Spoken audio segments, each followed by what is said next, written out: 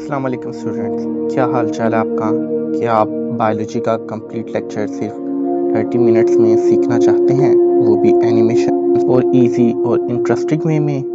तो हाँ, फिर आप बिल्कुल ठीक जगह पर आए हैं। मैं आपको पूरा chapter step by step animations के साथ समझाऊंगा। कॉन्सेप्ट क्लियर, डिटेल और बिल्कुल इजी स्टेप्स में टीच किया गया है। ये कोई बोरिंग लेक्चर नहीं है जिसमें कोई वाइट बोर्ड या रट्टा सिस्टम यूज़ किया गया है, बल्कि complete lecture story based animated learning experience है। और ये वीडियो सिर्फ स्टूडेंट्स के लिए नहीं, बल्कि वो लोग जिनको बायोलॉजी सीखने का शौक है, वो भी इस वीडियो से बायोलॉजी सीख सकते हैं। और आप वीडियो के साथ साथ स्क्रीनशॉट्स लेते जाइएगा ताकि इम्पोर्टेंट डेफिनेशंस, फंक्शंस और इम्पोर्टेंट पॉइंट्स आपके एग्ज़ाम में काम आ सकें। तो चलिए टाइम वेस्ट किए बगैर वीडियो की तरफ बढ़ते हैं। गैसियस एक्सचेंज एक बायोलॉजिकल प्रोसेस है जिसमें ऑर्गेनिज्म ऑक्सीजन इन्वायरमेंट में से इनटेक करता है और कार्बन डाइऑक्साइड रिलीज करता है। ये प्रोसेस सेल्स की सर्वाइवल के लिए एसेंशियल है, क्योंकि सेल्स को एनर्जी प्रोड्यूस करने के लिए ऑक्सीजन की जरूरत होती है। इस प्रोसेस के बगैर लाइफ पॉसिबल नहीं है। गैसियस एक्सचेंज को बेहतर समझने के लिए इसको दो पार्ट्स में डिवाइड किया गया है, breathing and cellular respiration. Breathing gaseous exchange का पहला पार्ट है, जो कि एक प्योर फिजिकल प्रोसेस है जिसमें ऑर्गेनिज्म ऑक्सीजन इनहेल करता है और कार्बन डाइऑक्साइड रिलीज करता है।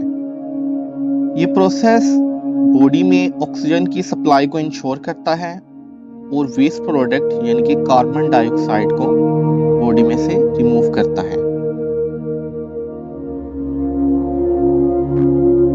सेलुलर रेस्पिरेशन गैसियस एक्सचेंज का सेकेंड पार्ट है।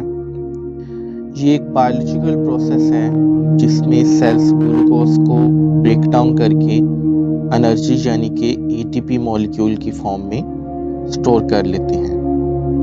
ये एनर्जी सेल्स के डिफरेंट फंक्शंस को कैरी आउट करने के लिए एसेंशियल है।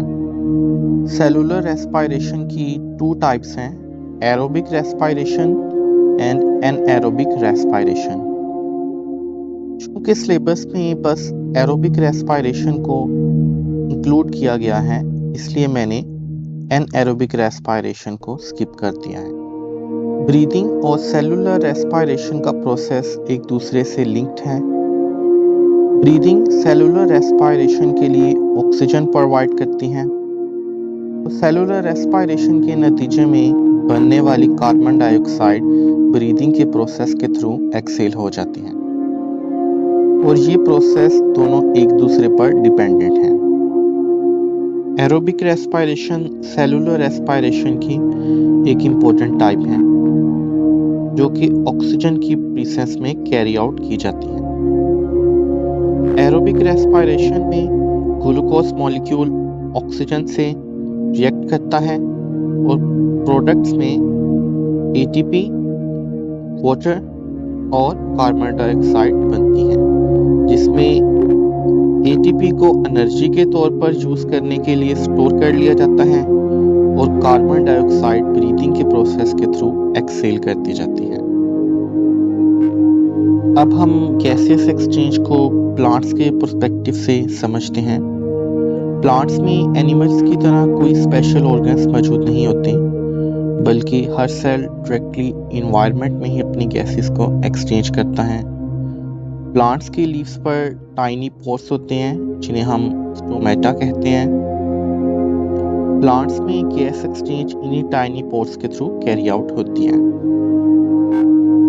प्लांट्स में सेल्स की अपर लेयर को एपिडर्मिस कहते हैं और इसी एपिडर्मिस में प्लांट्स के स्टोमेटा मौजूद होते हैं। एपिडर्मिस के बाद नीचे वाली लेयर को मेसोफिल कहते हैं, जो कि एक स्पॉन्जी स्ट्रक्चर है। इस मेसोफिल में बहुत सारी एयर स्पेसेस होती हैं और प्लांट्स में गैसेस का डिफ्यूजन इन्हीं एयर स्पेसेस के थ्रू होता है।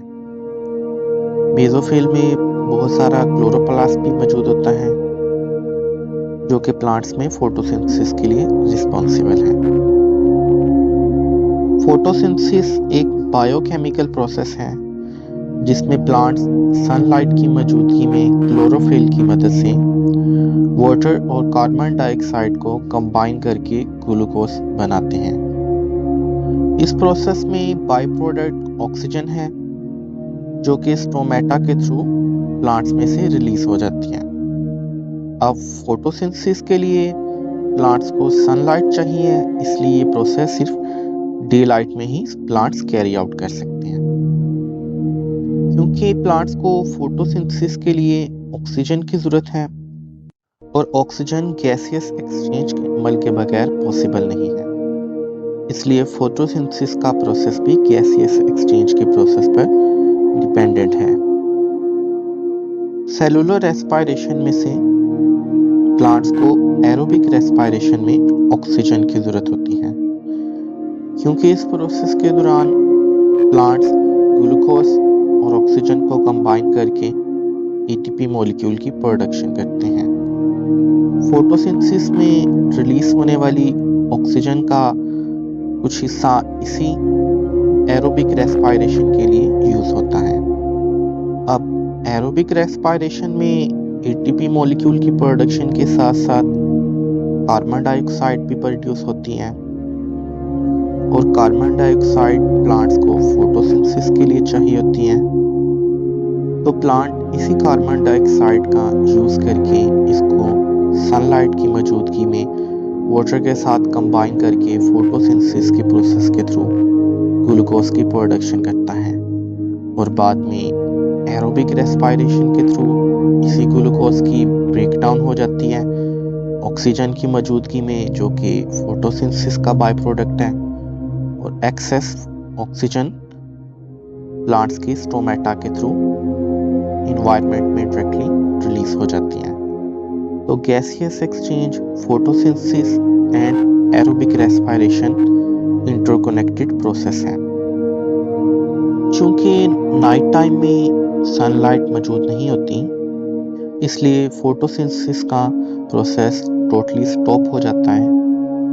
पर सेल को जिंदा रहने के लिए एनर्जी की जरूरत है, इसलिए एरोबिक रेस्पिरेशन का प्रोसेस चलता रहता है और एरोबिक रेस्पिरेशन के लिए प्लांट को ग्लूकोज की ब्रेकडाउन ऑक्सीजन की मौजूदगी में करनी पड़ती है। तो प्लांट्स ये ऑक्सीजन फिर फोटोसिंथेसिस की बाय प्रोडक्ट की बजाय डायरेक्ट इन्वायरमेंट में से गेन करता है और सेलुलर रेस्पिरेशन का बाय प्रोडक्ट यानी कि कार्बन डाइऑक्साइड डायरेक्ट इन्वायरमेंट में स्टोमेटा के थ्रू रिलीज कर देता है।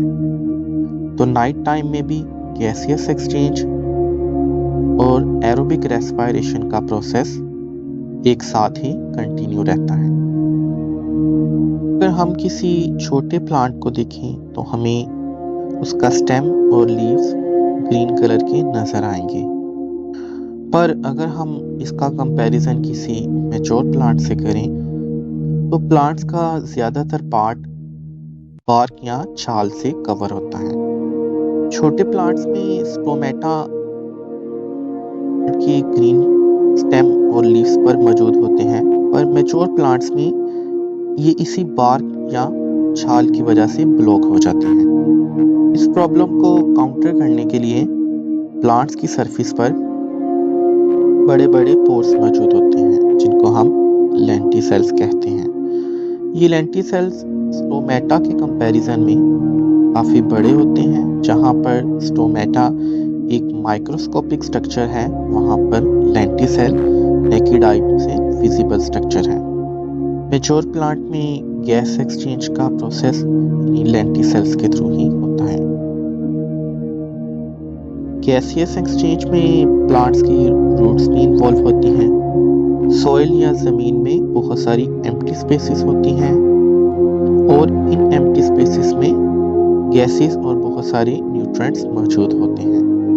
इन्हीं एम्प्टी स्पेसेस के थ्रू प्लांट्स ऑक्सीजन अब्जॉर्ब करते हैं और कार्बन डाइऑक्साइड सॉइल में ही रूट्स के थ्रू रिलीज कर देते हैं। जबकि एक्वेटिक प्लांट्स अपनी ऑक्सीजन डायरेक्टली वाटर में डिसॉल्व हुई ऑक्सीजन से गेन करते हैं और डायरेक्टली वाटर में ही कार्बन डाइऑक्साइड या फोटोसिंथेसिस का बाय प्रोडक्ट ऑक्सीजन रिलीज करते हैं।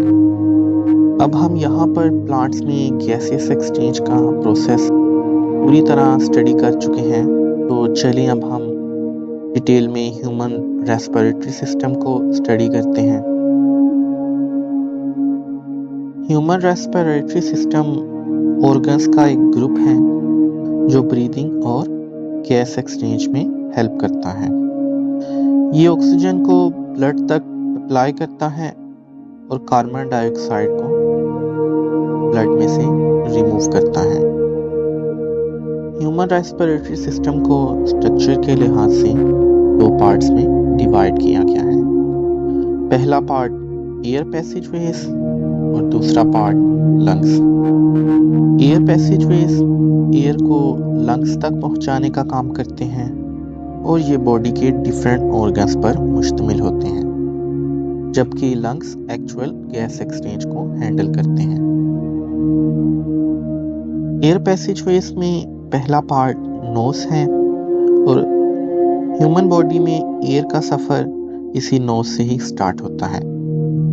नोज के इंटरनल एरिया को नेसल कैविटी कहते हैं और ये एक स्ट्रक्चर है। नेसल कैविटी में एक थिन कार्टिलेज की वॉल होती है जो कि इसको टू पार्ट्स में डिवाइड करती है। नेसल कैविटी में बहुत सारे टाइनी हेयर्स भी मौजूद होते हैं जिन्हें हम सीलिया कहते हैं और म्यूकस भी मौजूद होता है। ये हेयर्स और म्यूकस एयर को फिल्टर करने का, वार्म करने का और डस्ट पार्टिकल्स और जर्म्स को ट्रैप करने का काम करते हैं।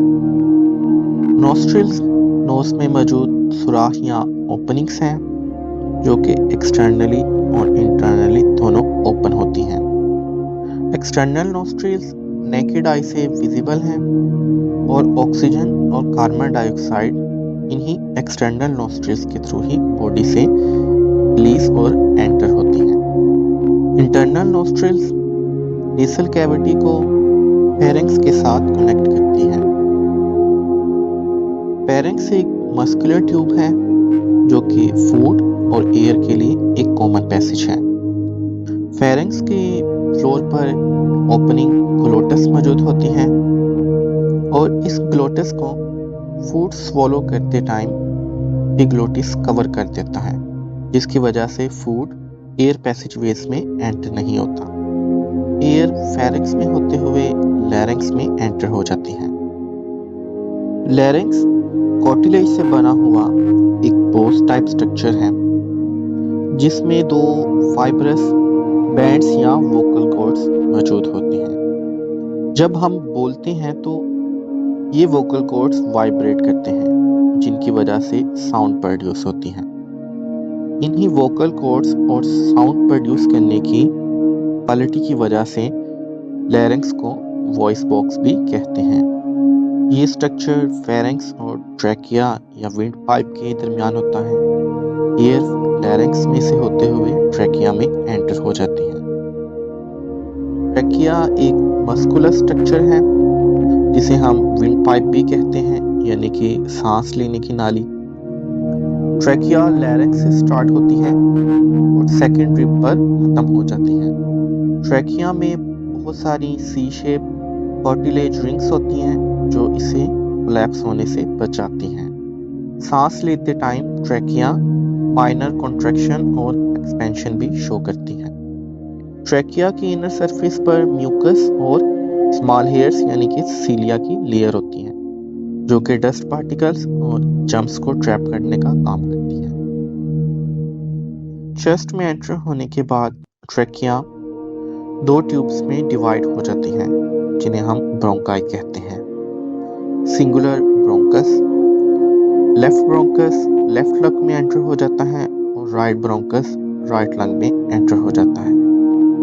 दोनों ब्रोंकाई में कार्टिलेज बोन प्रेजेंट होती है और ये कार्टिलेज बोन प्लेट्स की फॉर्म में होती है।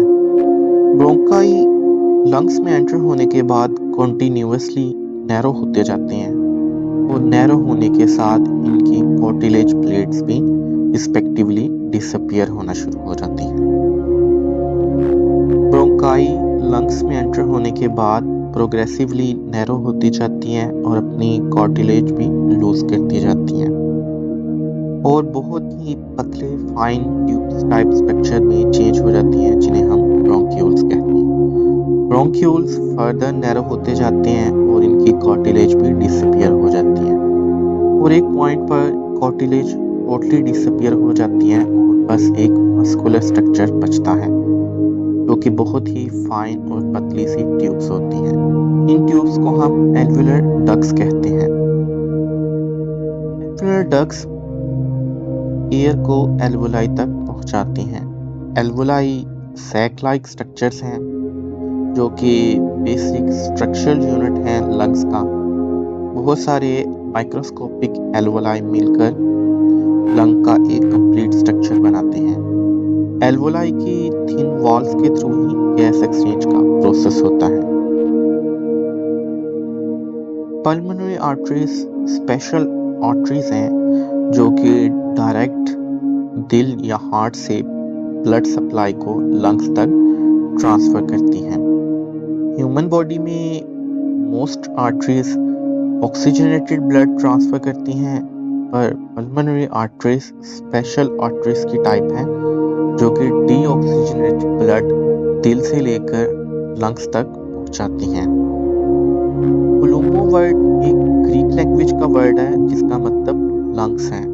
अब ये आर्टरीज हार्ट और लंग्स को आपस में कनेक्ट करती हैं, इसीलिए इन्हें हम पल्मोनरी आर्टरीज कहते हैं। पल्मोनरी आर्टरी लंग में एंटर होने के बाद स्मॉल डक्ट्स में या ब्लड कैरिंग वेसल्स में चेंज हो जाती है, जिन्हें हम आर्ट्रियोल्स कहते हैं। आर्ट्रियोल्स मजीद फाइन ट्यूब्स या ब्लड कैरिंग वेसल्स में चेंज हो जाते हैं, जिन्हें हम कैपिलरीज कहते हैं और इन्हीं कैपिलरीज का जाल एल्वुलाई को सराउंड करता है। कैपिलरीज की वॉल बहुत ही थिन होती है। एल्वुलाई में मौजूद एयर में ऑक्सीजन डिफ्यूज होकर कैपिलरीज में एंटर होकर ब्लड में शामिल हो जाती हैं और ब्लड में मौजूद कार्बन डाइऑक्साइड डिफ्यूज होकर एल्वुलाई में चली जाती है और ये कार्बन डाइऑक्साइड एक्सेलेशन या सांस छोड़ने के अमल के साथ हमारे माउथ से रिलीज हो जाती है। गैस एक्सचेंज कंप्लीट होने के बाद ऑक्सीजनेटेड ब्लड पल्मोनरी वेन्स के थ्रू हार्ट में एंटर हो जाता है, जहां से उसे आर्टरीज के थ्रू पूरी बॉडी में डिस्ट्रीब्यूट कर दिया जाता है। अब हमने रेस्पिरेटरी सिस्टम का पहला पार्ट यानी कि एयर पैसेजवेज कंप्लीटली लर्न कर लिया है, तो चलिए अब हम रेस्पिरेटरी सिस्टम के सेकंड पार्ट यानी कि लंग्स के स्ट्रक्चर और फंक्शन को स्टडी करते हैं। लंग्स थोरेसिक या चेस्ट कैविटी में प्रेजेंट होते हैं और रिब केज लंग्स को प्रोटेक्ट करता है। रिब केज 12 रिब पेयर्स का एक स्ट्रक्चर है और ये रिब्स आपस में इंटरकोस्टल मसल्स के थ्रू कनेक्ट होती हैं। राइट लंग लेफ्ट लंग से थोड़ा सा बड़ा होता है। राइट लंग में 3 लूप्स होती हैं, जबकि लेफ्ट लंग में 2 लूप्स होती हैं। लेफ्ट लंग के छोटा होने की वजह हार्ट की चेस्ट में प्लेसमेंट है, क्योंकि हार्ट भी लेफ्ट साइड पर होता है, इसलिए लेफ्ट लंग के पास स्पेस कम होती है। दोनों लंग्स के पेयर्स के अराउंड एक डबल मेम्ब्रेन प्रोटेक्टिव लेयर होती है, जिसे हम प्लूरल मेम्ब्रेन कहते हैं। इस डबल लेयर मेम्ब्रेन में दोनों लेयर्स के दरमियान फ्लूइड मौजूद होता है, जो कि लंग्स को लुब्रिकेशन और कुशनिंग प्रोवाइड करता है जब लंग्स सांस लेते टाइम एक्सपेंड और कॉन्ट्रैक्ट होते हैं। इस मेम्ब्रेन के अपर पोर्शन को एक्सटर्नल प्लूरल कहते हैं और अंदर वाले पोर्शन को इंटरनल प्लूरल मेम्ब्रेन कहते हैं। दोनों लंग्स के नीचे एक डोम शेप्ड मसल अटैच होता है, जिसे हम डायाफ्राम कहते हैं। ये डायाफ्राम थोरेसिक या चेस्ट कैविटी को एब्डोमिनल कैविटी से सेपरेट करता है। डायाफ्राम सांस लेते वक्त कॉन्ट्रैक्ट और एक्सपेंड होता है, जिसके नतीजे में लंग्स भी कॉन्ट्रैक्ट और एक्सपेंड होते हैं। तो डायाफ्राम डायरेक्टली लंग्स की मूवमेंट को और गैस एक्सचेंज के प्रोसेस को इफेक्ट करता है। यहाँ पर हम लंग्स का स्ट्रक्चर अच्छे से सीख चुके हैं, तो चलिए अब हम लंग्स के फंक्शंस को सीख लेते हैं। लंग्स हमें सांस लेने या ब्रीदिंग प्रोसेस में हेल्प करते हैं। ब्रीदिंग एक फिजिकल प्रोसेस है जिनमें 2 पार्ट्स शामिल हैं, इनहेलेशन एंड एक्सहेलेशन। इनहेलेशन यानी कि सांस खींचना एंड एक्सहेलेशन मतलब सांस निकालना। लंग्स की कॉन्ट्रैक्शन और एक्सपेंशन इन दोनों प्रोसेस को कंट्रोल करती है। इनहेलेशन या सांस लेने के अमल के दौरान चेस्ट के मसल्स यानी इंटरकोस्टल मसल्स कॉन्ट्रैक्ट करते हैं, जिसकी वजह से चेस्ट रिलीज हो जाती है।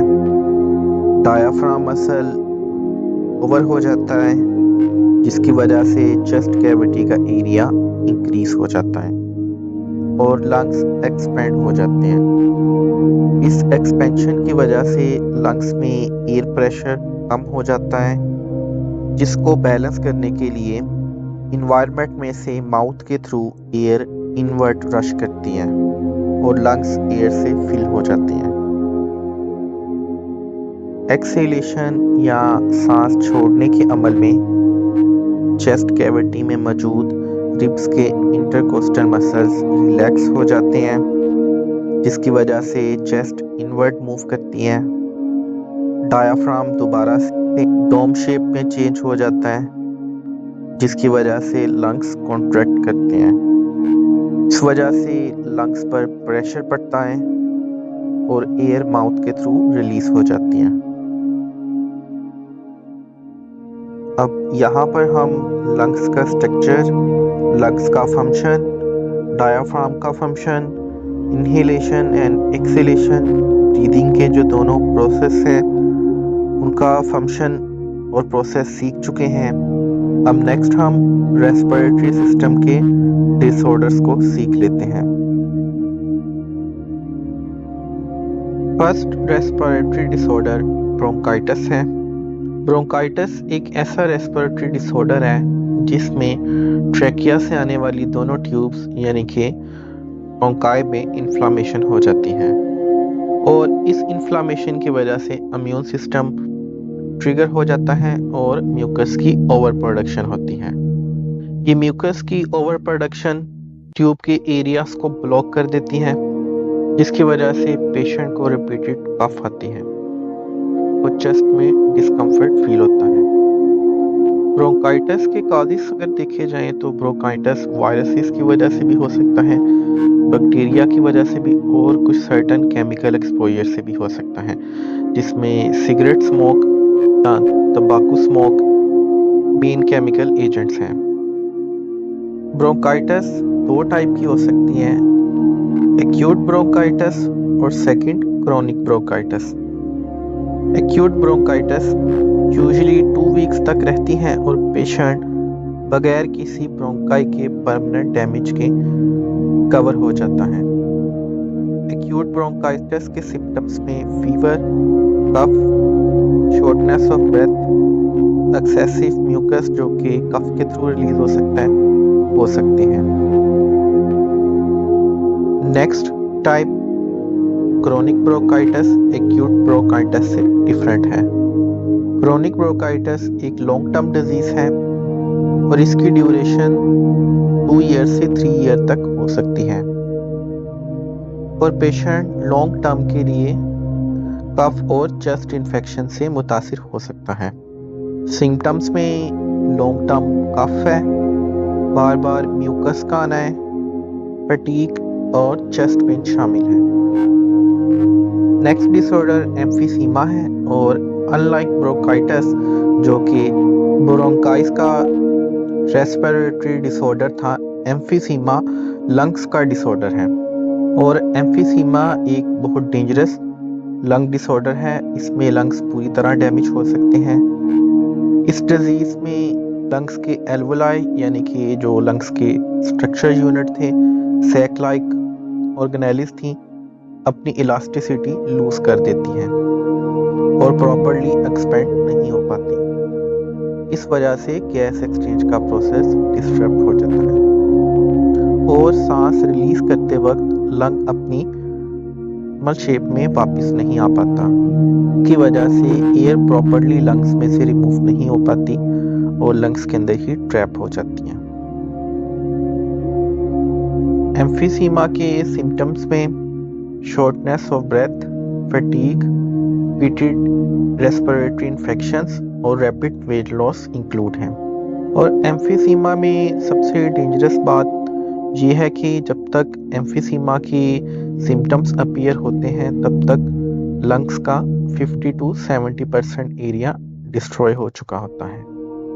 एम्फीसीमा की वजह से ऑक्सीजन का लेवल ब्लड में सीरियसली लो हो जाता है, जो कि और भी कॉम्प्लिकेशंस और डिजीज कॉज कर सकता है। नेक्स्ट रेस्पिरेटरी डिजीज नमूनिया है और नमूनिया एक इन्फेक्शियस डिजीज है। वायरस या पैथोजेन मोस्टली सांस लेते हुए नेसल कैविटी के थ्रू बॉडी से एंटर होता है और लंग्स तक पहुंच जाता है। अगर नमूनिया की वजह से दोनों लंग्स इफेक्ट होते हैं तो हम इसे डबल नमूनिया कहते हैं।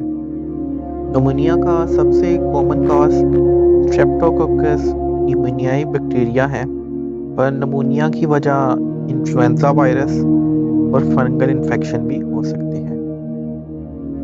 पैथोजेन लंग्स में एंटर होने के बाद एल्वोलाई को इफेक्ट करता है और एल्वोलाई में रैपिडली मल्टीप्लाई करना स्टार्ट कर देता है, जिसकी वजह से लंग्स में सीरियस पस बन जाती है। और ये विंटर में काफ़ी कॉमन डिजीज़ है, अक्सर लोग इससे इन्फेक्ट हो जाते हैं। नमूनिया के सिम्टम्स में हाई फीवर, उसके साथ कॉन्टिन्यूअस शिवरिंग, कफ जिसके साथ बहुत ज़्यादा म्यूकस आता है। इसके अलावा सांस लेने में भी तकलीफ होती है और कुछ केसेस में पेशेंट की स्किन का कलर भी या पर्पल कलर का हो जाता है, जो कि ब्लड में ऑक्सीजन की कमी की वजह से होता है। इसीलिए अक्सर पेशेंट्स को वेंटिलेटर पर रखा जाता है। नमूनिया से बचाव के लिए वैक्सीन्स अवेलेबल हैं, स्पेशली स्ट्रेप्टोकोकस न्यूमोनियाई के अगेंस्ट बहुत सारी एंटीबैक्टीरियल मेडिसिन्स मौजूद हैं वर्ल्ड वाइड। नमूनिया से बचने के लिए अर्ली डायग्नोसिस ट्रीटमेंट बहुत ज़रूरी है, वरना ये डिसऑर्डर लाइफ थ्रेटनिंग भी बन सकता है। नेक्स्ट रेस्पिरेटरी डिसऑर्डर एस्थमा है और एस्थमा एक बहुत ही कॉमन डिसऑर्डर है। हमारी सोसाइटी में काफ़ी लोग हैं जो इस डिसऑर्डर से इफ़ेक्ट होते हैं। एस्थमा में रेस्पिरेटरी सिस्टम की एयरवेज बहुत ही ज़्यादा सेंसिटिव हो जाती हैं। जब कोई पर्सन एलर्जी सेपरेट करने वाले पार्टिकल्स जैसे कि पोलन्स, डस्ट या केमिकल रिएजेंट के कांटेक्ट में आता है तो एयरवेज इमीडिएटली रिस्पॉन्स करती हैं और नैरो हो जाती हैं। एयरवेज के नैरो होने की वजह से एयर फ्लो रिस्ट्रिक्ट हो जाता है और पेशेंट को सांस लेने में इशू होता है। एस्थमा के सिम्टम्स में shortness of breath, specially exercise करते हुए यानी कि सांस का फूलना, व्हीजिंग यानी कि सांस लेते वक्त सीटी जैसी आवाज़ का आना, रिपीटेड कफ और चेस्ट पेन और चेस्ट टाइटनिंग शामिल है।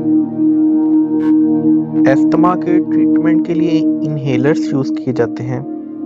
इन इनहेलर्स में ऐसे केमिकल्स या मेडिसिन्स शामिल होती हैं जो ब्रोंकाई और ब्रोंक्यूल्स के वाल्स को डायलेट यानी कि वाइडन कर देती हैं, जिनसे एयर फ्लो इम्प्रूव हो जाता है और पेशेंट की ब्रीदिंग या सांस फौरी तौर पर बहाल हो जाती है। इसलिए एक इनहेलर अस्थमा को मैनेज करने का सबसे इफ़ेक्टिव वे है। नेक्स्ट डिजीज लंग कैंसर है और लंग कैंसर एक बहुत ही सीरियस और लाइफ थ्रेटनिंग कंडीशन है। इस कंडीशन में लंग्स के टिश्यूज में अनकंट्रोल्ड सेल डिवीजन स्टार्ट हो जाती है और ये अनकंट्रोल्ड सेल डिवीजन देखते ही देखते एक ट्यूमर की शक्ल इख्तियार कर लेती है और ये अब नॉर्मल ग्रोथ या ट्यूमर सिर्फ लंग्स तक ही पॉइंट नहीं रहती बल्कि नियर बाय टिश्यूज और स्ट्रक्चर्स को भी डैमेज करना स्टार्ट कर देती है। इसके सिम्टम्स में शॉर्टनेस ऑफ ब्रेथ, रिपीटेड कफ जिसके साथ अक्सर ब्लड भी आता है, रैपिड वेट लॉस और फीवर शामिल है। कैंसर का मेन कॉज कार्सिनोजेंस है।